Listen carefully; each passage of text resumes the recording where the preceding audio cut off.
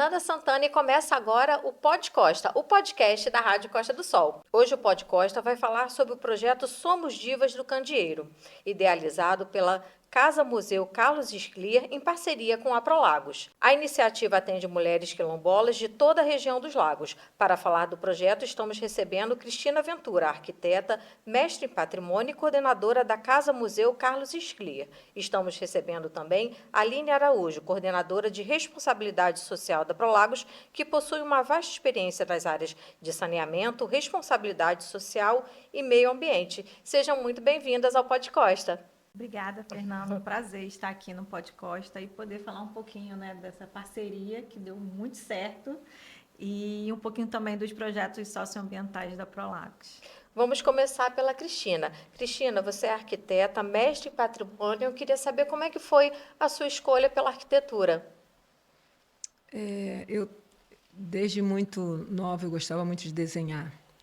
E aí, associar o desenho a uma profissão veio como naturalmente assim a questão da construção, né? Porque, além do desenho, eu também trabalho com escultura. E aí, a arquitetura nada mais é do que construir, né? Criar o 3D de uma habitação e construir por o outro, né? Assim, entender qual é o melhor espaço do outro. Mas isso, na verdade, eu só fui entendendo depois que eu já estava cursando arquitetura. A princípio, foi por conta dessa habilidade do desenho e por gostar de construir. E essa questão do interesse pela parte de patrimônio, como é que foi? Eu, com 20 e poucos anos, perdi minha mãe e fui para morar em Cuiabá. A convite para fazer um projeto. Eu estava recém-formada e uma dos projetos era no Centro Histórico de Cuiabá. E ali eu tive meu primeiro contato com o pessoal do IPHAN, entendendo o que são esses valores de memória. E com o tempo acabei trabalhando no IPHAN como voluntária, trabalhando em Chapada dos Guimarães, entendendo as construções também com mão de obra indígena. Aí trabalhei como chefe de departamento do governo do estado, do Mato Grosso, mas muito por entender a importância da memória para a nossa evolução, assim. Como recuperar e manter esses registros para que, de fato, a gente tenha uma orientação para o futuro, né? Acho que não existe orientação para o futuro sem olhar para o passado. Aí até posso falar de um adinkra, que aí envolve a questão afro, que fala disso, né? O Sankofa fala que não tem futuro se você não olhar para trás. Aí é isso, você vai entendendo os valores de memória e de identidade, e aí vê que isso é para todo mundo. Aí, quando a gente se envolve mais e tem oportunidade, eu acho que a vida me deu umas oportunidades, umas chances assim de estar muito próximo desse tema. E aí foi assim. E isso é uma coisa que tem muito a ver com a nossa região, porque a gente está aqui na região dos lagos e a gente tem toda uma história, tanto quilombola como indígena, e é algo que a maioria da população da região dos lagos não tem nem noção, né? Não tem conhecimento. E nós temos em todas as cidades têm um pedaço dessa história e muito ainda sem ser explorado, né? Tem muita coisa aí ainda embaixo da terra para se tornar museus e contar mais ainda essa história aqui E da tem região, história né? recente também, né? A questão do sal, a nossa importância, tanto nacional, no final do século XIX, início do século XX, essa região abastecia o Brasil e parte da Europa. Então, essa questão do que é o sal, né, que dá origem à palavra salário, que isso era tratado como ouro, e era uma região muito rica em sal e que tem um papel fundamental na história evolutiva da humanidade, a gente pensando, né, então, e é bem mais recente, a gente está falando do final do século XX, né, final do XIX, início do XX. Sim, a gente tem aqui em Araruama, né? Aqui em Praia Seca, tem todas essas salinas aqui em Praia Seca, a estrada de ferro, né? A estrada de ferro que tem os pontos em alguns locais aqui da região que também contam bastante história. Aline, você é advogada de formação, mas já atua há muitos anos nas áreas de saneamento, responsabilidade social e meio ambiente. Eu queria saber como é que você começou nesse meio. Então, geralmente você olha para essas três áreas e você pensa que elas são totalmente distintas. E na realidade, assim, eu desde muito nova, 14, 15 anos, eu já falava que queria fazer direito. E acho que era aquele meu lado, assim, tipo, não, da justiça. E com o passar dos anos, a gente vai vendo muitas desigualdades, né? E aí vai muito para... Sai um pouco da razão e vai para a emoção. E aí você pensa que você tem que fazer um diferencial para a sociedade. Então, eu comecei a falar do lema da justiça social. E meu primeiro emprego foi na Prolagos, como estagiária. E aí já estava inserida aí no saneamento. E levei 9 anos lá, assim, que sou muito grata por tudo que aprendi. E depois tive um momento que eu saí para um outro desafio e me aventurei na área ambiental, e onde eu pude aumentar o leque, aprender muito, para estar voltando para ter uma bagagem, né, com uma bagagem maior e poder realmente contribuir mais com esse olhar da empresa, sabe? De realmente ter a licença social para operar. Não é só você chegar no território e prestar um bom serviço. É lógico, isso é essencial, é o que você está se propondo. Mas você também tem que olhar para o território e ver o que você pode contribuir. E é assim que a gente está desenvolvendo todos esses projetos na empresa, olhando com empatia, sabe, para os territórios e vendo como a gente pode contribuir cada vez mais. Cristina, já são 20 anos à frente da coordenação da Casa Museu Carlos Sclier, em Cabo Frio. Eu queria saber como que surgiu a Casa Museu. Então, o Sclier, ele era um artista plástico muito importante e, na década de 60, ele adquire esse sobrado em ruínas, na beira do canal do Itajuru, e também um chalé em Ouro Preto. Então, o Sclier tem na sua trajetória 2 lugares para pintar que contam memória também. Cabo Frio, como conjunto paisagístico, né, a gente está numa região de um recorte único, né, a Lagoa de Araruama é a maior laguna, né, hipersalina do mundo, né, a gente tem essa parte da Restinga, o nosso recorte, né, desse braço que avança pelo oceano, ele tem características muito singulares e o Sclier entendeu isso e defendeu muito essa região. Parque das Dunas, do tombamento, tem influência do Sclier por ser conselheiro da cultura do estado do Rio de Janeiro, enfim. E aí, então, ele vem para Cabo Frio e instala essa casa, né, uma casa-ateliê na década de 60. Faleceu em 2001, no mesmo ano foi criado o Instituto. O Sclier acompanha a criação, ele já sabia que aquele espaço ia virar um espaço de memória, mesmo porque aqui em Cabo Frio, aqui na região, foi onde ele escolheu, não é na Casa de Ouro Preto, é na Casa de Cabo Frio, que ele tem todo o seu acervo.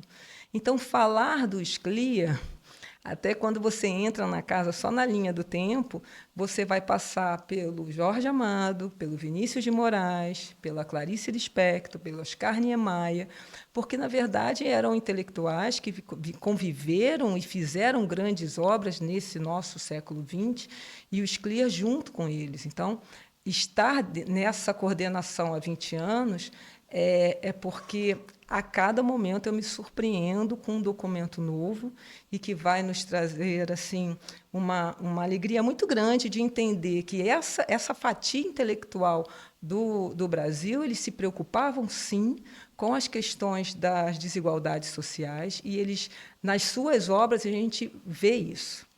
Então, a questão da Casa Museu ela é transformada nesse momento. Então, o Sclier faleceu em 2001, a casa deixa de ser um espaço privado para de uso público naturalmente. Então, todos os objetos, todos os documentos, tudo está na casa, então ela tem muita vida e ideal do Sclier. Eu estou falando isso, vou aproveitar para deixar um convite para vocês conhecerem a casa. A gente está com uma exposição Os Artivistas, Carlos Sclier e Cildo Meirelles, e vai ser um prazer recebê-lo já. Você falou da questão de novos documentos. A questão da pesquisa, ela continua em construção na Casa Museu? Vocês continuam recebendo materiais e continuam um trabalho de pesquisa? Então, a gente não recebe material do Sclier novo, não, é porque a gente tem mais de 15 mil documentos e nem todos foram lidos. Então, eles continuam, essa análise continua, né? São vários cadernos, manuscritos, além de todas as cartas. O Sclier conviveu muito próximo do Mário de Andrade, do Darcy Ribeiro, do Jorge Amado. Então, a cada momento que a gente quer falar de um tema, a gente faz um mergulho num momento histórico. E aí saem... porque não é na primeira leitura que você consegue compreender o documento. Então, é isso. Por isso que eu falo da novidade. Às vezes a gente lê e, quando relê, fala, nossa, é isso aqui que a gente precisa falar. E essa questão temporal, eu estou falando de documentos da década de 50, 40, 60, 70, são super atuais. Na exposição tem um SOS Amazônia, com um desenho do Scler com a Amazônia pegando fogo. Sabe? Tem um disco do Cildo com um redemoinho das águas que a gente está perdendo, dos rios. Né? Então, são assuntos que não são assuntos atuais e, para além, são assuntos que provavelmente a gente vai precisar falar daqui a 30, 40 anos. Então, é isso. Então, é um acervo que trata da urgência de todos os tempos, que é a questão da educação, que é a questão da oportunidade e de diminuir desigualdade nesse país, gente. Se a gente for ver, esse número só aumenta, não diminui. São tantas buscas e a gente não está vendo essa balança do desequilíbrio começar a se equilibrar, né? E falando dessa questão dos documentos, o que você acha do futuro da questão da pesquisa do patrimônio no Brasil? Você acha que está evoluindo ou ainda precisa se investir muito mais em pesquisa, em conservação? Não, a conservação preventiva é a base, né, para a gente entender de que maneira a gente não perde mais registro histórico. O tipo de incentivo que a gente tem para isso, eu acho até que temos incentivos, mas, para além disso, é que a população entenda. Eu acho que a questão da educação patrimonial, expandir isso para que a população de Iguaba, de Araruama, de São Pedro, de Cabo Frio, entenda que esse material, essa memória faz parte da sua história, que é o seu álbum de recordações também, fica muito mais fácil da gente ter uma resposta governamental para que essas ações de fato aconteçam. Aline, quais foram os maiores desafios que você enfrentou no setor de saneamento aqui na região dos lagos? O que você enxergou no panorama aqui na região? Eu acho que, sem dúvida, Fernanda, acho que a Lagoa de Araruama, né? Eu vim aqui para a região em 1996, então acompanhei um pouquinho, né, quando ela começou ali com a degradação, a gente teve uma eutrofização, né, praticamente a lagoa morreu. E aí, com 19 anos, eu começar como estagiária na Prolagos e ver todos os investimentos sendo realizados e você vê que a força da sociedade civil também ali unida, conclamando, pedindo ajuda, né, ao poder público e a empresa tendo aquele olhar de antecipar investimentos que inicialmente não estavam previstos e começar a construção das estações de tratamento, todo o cinturão ao redor da lagoa, né, que é para blindar a lagoa, não sacar aquelas redes que são implantadas, né, como forma de captar aquele esgoto que já estava indo in natura para aquele corpo receptor. E aí você vê, né, aquele momento lá do ano 2000 e hoje você passar, como eu estava vindo no caminho, a Lagoa Cristalina. Eu acho que assim a gente tem um case de sucesso assim que é inquestionável. É muito interessante para a gente que é daqui da região, né? Eu vim para Araruama criança, então exatamente eu peguei o Araruama antes, quando eu era criança, entrava na lagoa e o peixinho nadava no pé, você via o peixinho e depois eu vi a lagoa morrer. Então assim, sofri isso porque eu vi a lagoa morrer. Eu acompanhei todo esse processo da lagoa morta que ninguém ia, porque o cheiro era desagradável. Não tinha como, não dava nem para você sentar na beira da lagoa e ficar, ninguém queria. Ninguém queria, as pessoas estavam vendendo as casas, né? Todo mundo vendendo e indo embora da região, que não queria nem vir passar final de semana. E hoje realmente é muito diferente.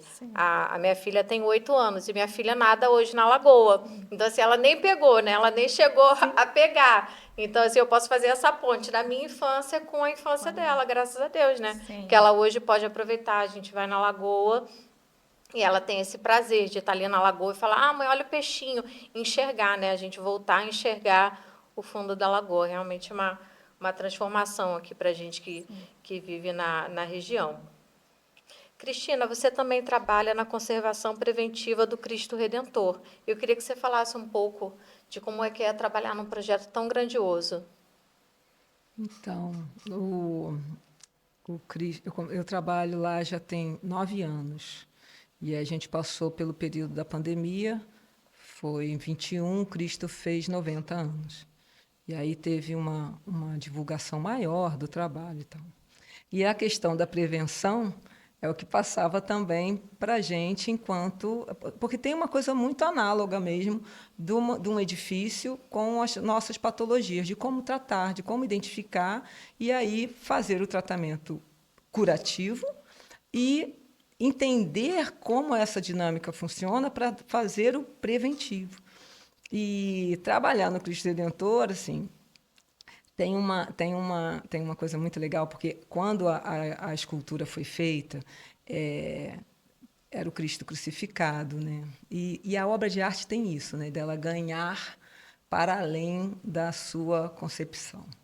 O Cristo Redentor abraça o Rio de Janeiro. O Cristo não é o Cristo crucificado, ele está ali dando um abraço ao Rio de Janeiro. Então, a gente, como espectador, muda o sentido primeiro daquela obra. E tá ali em cima é realmente perceber isso. Você vê todas as pessoas visitando. Então, são pessoas de classes sociais, de religiões diferentes, que na visita a gente percebe aquilo que o Cristo de fato falou, né? Somos todos irmãos. Ali não tem distinção.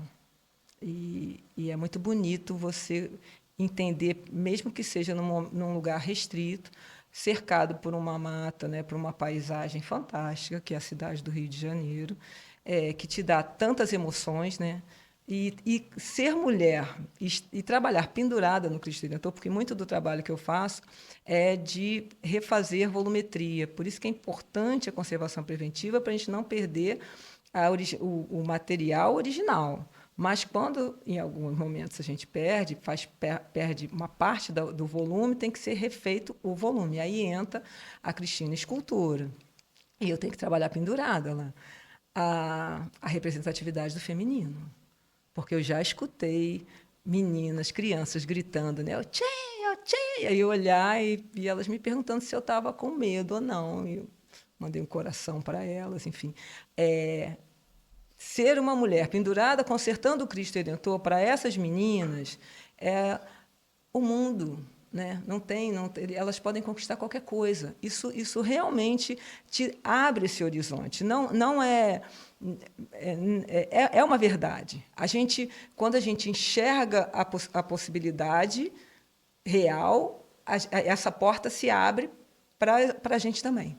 Elas não estão penduradas lá, mas eu levo elas. Eu levo todas as mulheres para esse lugar, que é um lugar muito do masculino, e abrir esse horizonte, para mim, é o que eu faço, que eu acho mais legal de estar no Cristo Redentor, é exatamente colocar todas vocês lá também. E a gente agradece, né, Aline? Com certeza, a representatividade. E essa coisa quase aventureira, né? Essa coisa é um rapel, por assim dizer, que você Mas é faz? muito seguro, né? Assim, é claro que você não pode ter medo de altura, mas tem uma segurança. Nós trabalhamos são mais 3 alpinistas, tem um alpinista nível 3 que ele está lá só responsável por tipo de ancoragem, né? Então, o equipamento é muito seguro, assim.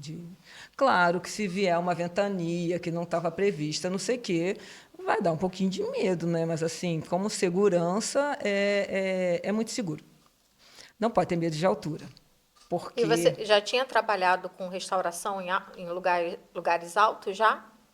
Antes do Cristo? Telhados, né? Assim, telhados, assim, aqui na região, né? O convento, Nossa Senhora dos Anjos, em Cabo Frio, telhado. A cobertura do forte, lá de Paraty, que também é alto, mas nada comparado com Cristo Redentor. Com certeza.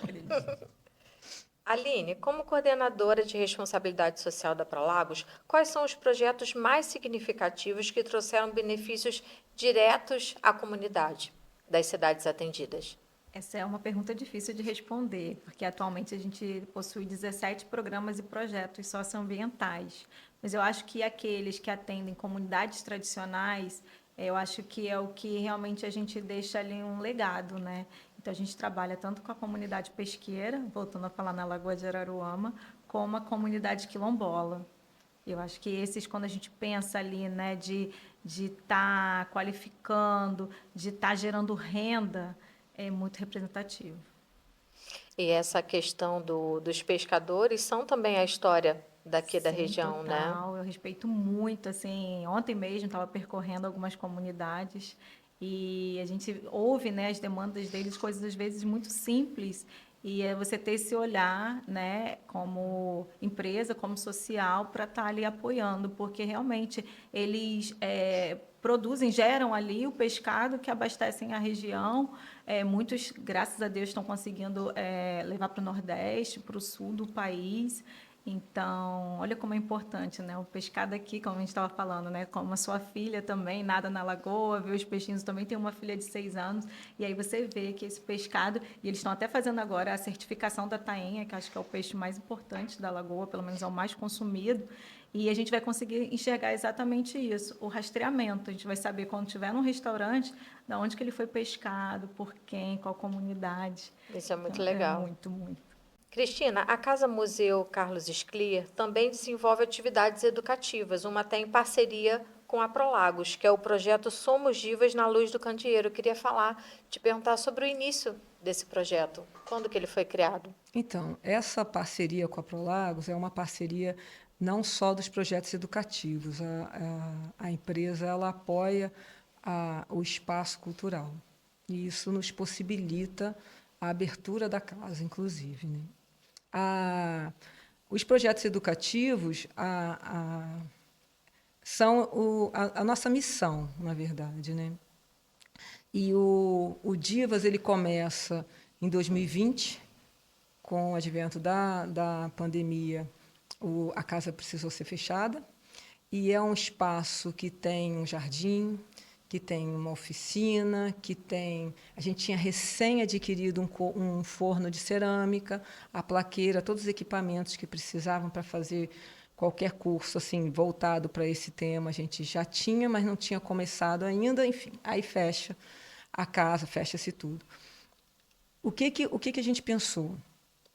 Precisamos usar esse espaço, que tem um espaço aberto, o jardim é grande, com um número reduzido de pessoas, colocando todo mundo com equipamento e deixando nada de risco, e para trabalhar com a argila. E qual seria esse pequeno número de pessoas? Porque a gente tinha que começar com um número reduzido.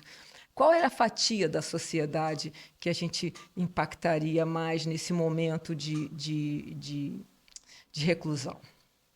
As mulheres pretas, as mulheres quilombolas. Então, a gente foi chegando qual seria esse recorte mais para um público mais fundamental.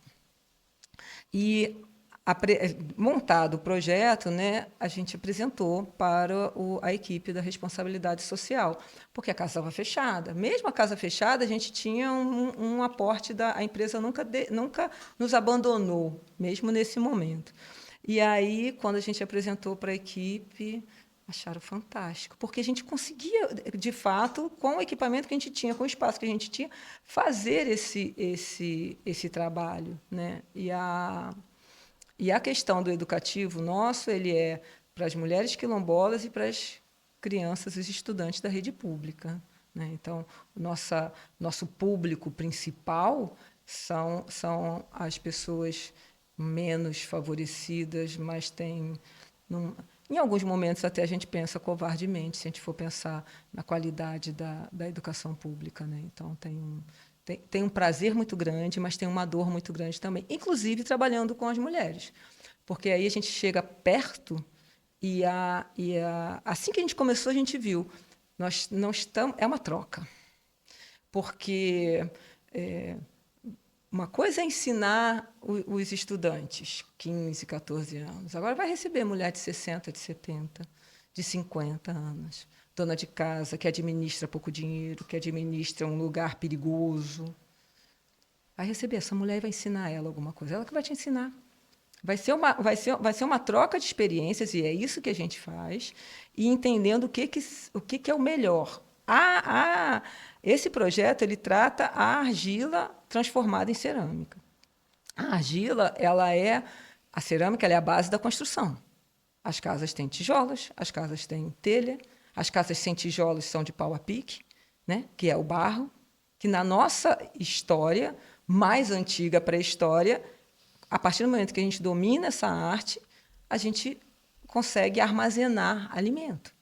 Então, aprender a dominar, construir, dar força, rigidez, vidrificar uma peça, ela alcança emoções que eu não sei quantificar aqui para vocês. Eu não estou falando só delas, estou falando de mim, ou de qualquer um que pega uma lama, porque tabatinga, barro, é isso, trabalha, e aí você tem que entender qual é a umidade para você poder trabalhar, se tiver muito, né? Qual é o ponto que ela vai responder ao corte, ao manuseio, e ali é uma conversa sua com aquilo ali. Depois que você chega na forma ideal, que deu todo o acabamento, você espera, porque ela tem que perder a umidade naturalmente, ela não vai para o forno. E dependendo da umidade relativa, se está chovendo, se não está, ela vai ter o tempo dela. Depois disso, aí ela entra no forno. Ela entra no forno a quase 1000 graus. O forno de casa chega a 270 graus. E quem comanda isso são elas. E quando essas peças saem de um forno que elas passaram o dia, a noite juntas, enfraquecidas, e depois desse calor saem enrijecidas e transformadas, porque aquilo ali nunca mais volta a ser barro, porque tem uma reação química que a transforma em cerâmica, é transformador para a peça e é transformador para quem faz, sabe? E aí eu não consigo explicar isso para vocês e a gente nem sabia disso, tá? Isso eu estou falando até com uma certa verdade, mas que me foi dada ao longo desses 4 anos, trabalhando com elas, entendendo esse processo de fortalecimento, mas e trazendo também essa questão histórica, né? Porque aí a gente vai entender que a urna funerária é essa peça. Ah, não era vidrada, mas era essa tecnologia, uma tecnologia ancestral, uma tecnologia que elas usavam nas casas de Tabatinga. E aí são as mulheres que estão na cozinha e que agora fazem peças resistentes. Isso aqui é feito por elas. E isso fortalece, sim, fortalece qualquer um que faz isso. Só que elas não estão acostumadas com isso. Ser fortalecido não é o mundo delas. E passa a ser. E do jeito que a Aline estava falando, vocês estavam falando da lagoa, né? Participar disso, entender que o ser humano tem coisas que realmente a gente produz muito lixo, e como a nossa tecnologia vai conseguir consertar isso, e conseguir, de fato, consertar, dá uma alegria danada saber que faz parte disso, né? Se a lagoa hoje está, como a Aline falou, né? Eu passei pela beira da lagoa também, está numa cor linda, sabe? Saber que faz parte disso é muito importante. E, do mesmo jeito, saber que eu faço parte dessa transformação, desse lugar de mulheres que são fortes, elas são empoderadas. Isso empodera elas? Não, isso dignifica. Isso coloca no lugar que é o lugar certo. Só isso. E esse resgate, essa oportunidade que a gente teve de estar... Porque se a gente não tivesse junto com essa empresa, não ia ter essa qualidade. Porque não é só o patrocínio, é a presença com as ideias também, porque é uma equipe, sabe? E possibilita e pensa coisas junto. Nesse momento, essa abertura para elas, a gente precisa pensar junto. A gente vai fazer um evento agora em novembro, com desfiles juntando a roupa que elas sabem fazer, com as joias em cerâmica, com os botões em cerâmica, com os copos por conta dos licores que elas fazem, e aí vai ter o licor e vai ter o copinho de cerâmica, o licor de jabuticaba, sabe? Então, gastronomia. Oi? E a gastronomia. E a gastronomia, ainda vai ter o guando, né? Uhum. Nas cuias, que na verdade são cuias que elas tiraram de uns catutos, que eram umas sementes, como se fossem umas cabaças. Não é cabaça, não, é diferente, eles chamam de catuto.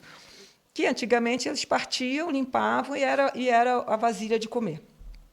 A partir dessa semente, elas fazem as cuias. Isso é ideia delas. Então, tem coisas que não é só a gente, não é mais, sabe? Tem essa... Coisas que que tipo elas de já argila? estão andando, né? Que tipo de argila? Não, quero essa cor, quero dessa daqui, porque isso daqui parece mais com terra e a gente parece mais com terra, sabe? Então, que nome que a gente vai dar para essa folha? E aí ela vem com os nomes, o que é isso? Nunca ouvi falar, sabe? Aí é a planta... Porque tem um nome que a gente conhece e tem um nome que elas tratam. Sim. E, normalmente, o nome que elas tratam é um nome muito mais sonoro, muito melhor de falar. É isso, é fantástico a gente conhecer a nossa cultura. As bases da nossa cultura são muito ricas. A gente fica pegando coisa de fora, porque da Europa, dos Estados Unidos, E bobagem. a gente tem tudo aqui.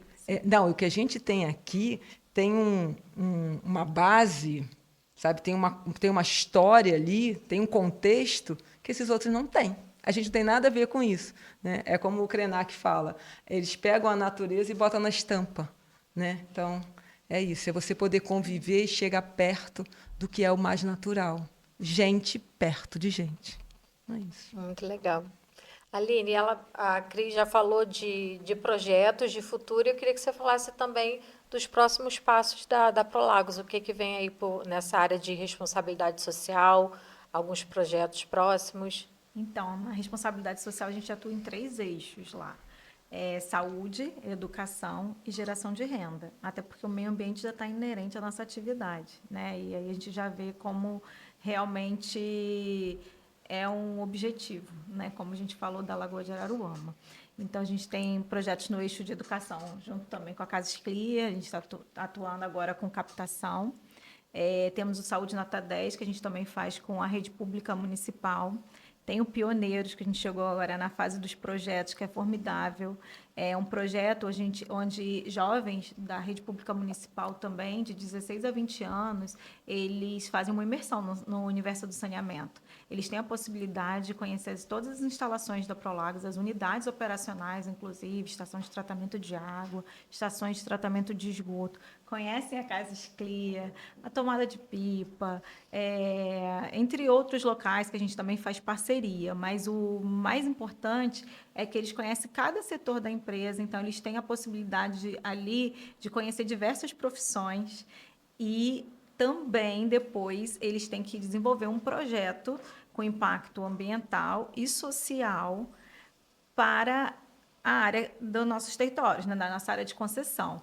Então, ali você vê jovens com ideias assim fantásticas, assim transformadoras. Ano passado, inclusive, os vencedores fizeram um sistema alternativo de saneamento para uma área quilombola, que foi a Caveira, em São Pedro da Aldeia.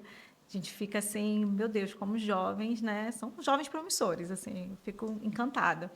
E agora, eles já, desse ano, né, eles já percorreram toda a unidade, todos os setores, eles estão na fase de projetos. Lembrando que, assim, a gente tem um diferencial, que os ganhadores, além de ganhar prêmios, eles também concorrem ao projeto Pioneiros da Nacional, que é da EGEA. A Prolagos, ela pertence a um grupo, né, a nossa holding, a EGEA, ela atua agora em... Eu fico até com medo de falar, porque eram 508 municípios, mas agora a gente conseguiu a PPP agora com umas 36 municípios. Então, assim, cada dia é um município a mais. Que bom que a gente está tendo, né, mais acesso a saneamento. Chegando em mais casas, que é até onde nosso CEO fala, né? A gente quer chegar sempre na próxima casa, mais na próxima casa.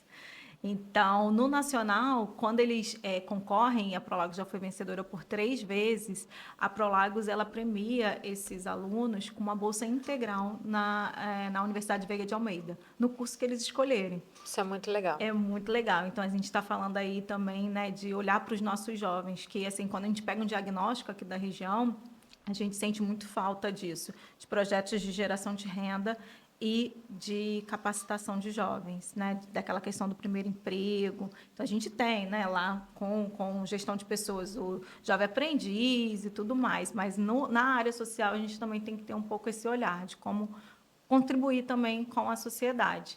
Então, assim, tem a tarifa social, que eu acho que é um benefício também, que é importante, onde, né, a sociedade, né, os nossos clientes têm oportunidade, se eles cumprirem os requisitos, a ter um desconto de 50% na tarifa. A gente tem projetos incentivados também de esporte, que atualmente está acontecendo lá na Associação de Parque das Garças, de pescadores, né? lá em Arraial do Cabo, de stand-up paddle, que também é só com mulheres, são vivências semanais, com 15 mulheres em cada vivência, onde elas têm a possibilidade de trabalhar educação ambiental e estarem ali também tendo acesso ao esporte, à água, e tem toda a questão da sororidade. E em Cabo Frio a gente faz o surf, na Praia do Forte, com a Associação de Moradores de Caminho de Búzios. E a gente tem relatos assim que são emocionantes, porque lá é o surf terapêutico. Então, as mulheres saem transformadas. Você tem aquele momento da areia e tem o momento do mar, né, de superação, onde eu confesso que eu aprendi muito, porque eu não sabia o que o surf representava, assim, na questão de você olhar para o horizonte, não abaixar a cabeça, né, você cair e levantar.